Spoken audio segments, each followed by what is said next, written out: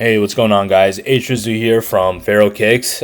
Today I'm going to be talking about Shopify queue bypasses. This is an old but gold trick. It's been around for quite a while. I remember using this for like Travis Scott Jordan 1s, for Yeezy Supply back when it was a Shopify site.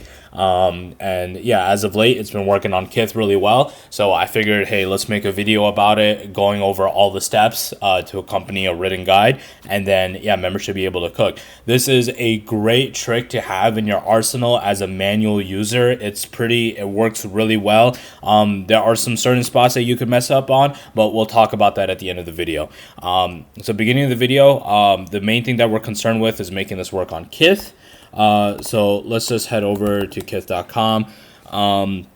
What we want to do is this is 5 to 10 minutes before release. So let's say KITH is dropping at like 10 a.m.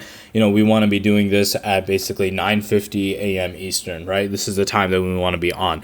What I will do is essentially just find a random item that's in stock, right? In this case, let's just find socks. It's good to start with something that's kind of cheap, just in case like you mess up the method. So added some socks to cart. We go to checkout, and then we want to put in our actual information here, our real information. This is critical. You can't use like any fake information, whatever. The information that you want to check out with is the information that you need to use over here, right? Obviously, since I'm making this video, I don't want to put my real information out there. So we're just going to go with johndoe@gmail.com. Nope. And then let's go John Doe 123. See what address parts of. Okay, so Garden City, Michigan. Sure. 313 123 4567. We go to continue to shipping. Choose whatever shipping method, whatever shipping type you want. Looks like they only offer 5 to 7 UPS ground. Okay, great. And then we get to calculating taxes, and this is our final page. This is the last step, right? This is the payment page. You can see up here, payment page. On top in the URL, it says step is equal to payment method, and then you're at the pay now button. So this is the absolute last step to check it out. What we want to do is we want to bookmark this link right over here. And I'll just go ahead into bookmark this link. There's a there's like a shortcut for it, but I want you guys to see me doing it. So go ahead, do it. I want to make sure that's on my bookmarks bar. It's easier for me to pick up if I do that. So let's just click done, and it's added to my bookmark, right? If I go over here, I'll see that this KITH checkout link has popped up right over here. This is in my bookmarks bar, and then there you go. So what we want to do now is we obviously don't want these socks. So we're going to go back to KITH, and we're going to go to our cart, and we're going to take this out of our cart. Our cart is now empty, right? So let's say that it's finally 10 a.m. You did all the way up to here 5 to 10 minutes before. It's finally 10 a.m. and it's time for you to go ahead and check out your item, right? You should ideally already be on the early link for that item. But in this case, I wasn't, so it is what it is. Let's say that these slides are like, the item that we want to check out, right? So we go ahead and add it to cart. It should show up in our cart over here. And then I'll go and I'll just hit this, and it's right over here in my cart.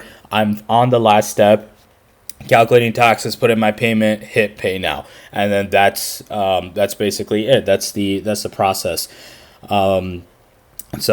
And then yeah, you just go ahead. I know that payment processing, when you do this method, takes like a little bit longer. That's been my observation, but like, my orders stick and they go through, and it's been working for people. So yeah, that's good. Sometimes some people, like if it's like a little bit more of a limited release, they'll leave like a pair of socks in there, and they'll never actually clear out their cart. And yeah, like you could potentially do that too. There are some really important like tips and caveats and things that you should be aware about when using this method. So this is the written guide right over here on it. Obviously I haven't like updated it yet. It still has the SMS stuff. You can ignore that. But this important tips section is important. So this method doesn't work for all Shopify sites. There are certain sites where this just does not work on. You can try testing it on other Shopify sites and see what does work and doesn't work. But like obviously you have to sort of sacrifice a release to be able to know for sure. I do know that for KITH, like it works, right?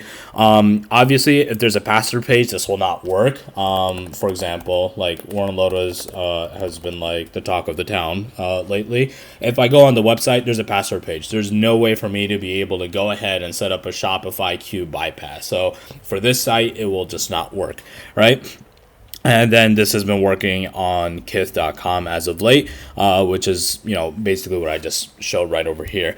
That's basically it. That's all that goes into making a Shopify queue bypass. It's pretty, it takes a little bit to get used to.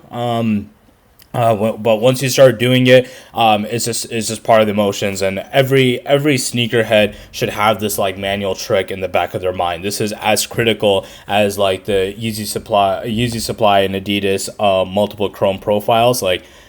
This is just as important of a method to have. And then that's pretty much it. That's all I had to say on this. Obviously, if there's any questions on it, you can always DM me, hrizu, #0001. And then, that's it. Hopefully you guys go ahead and use this and, are successful with it. So, have a good day.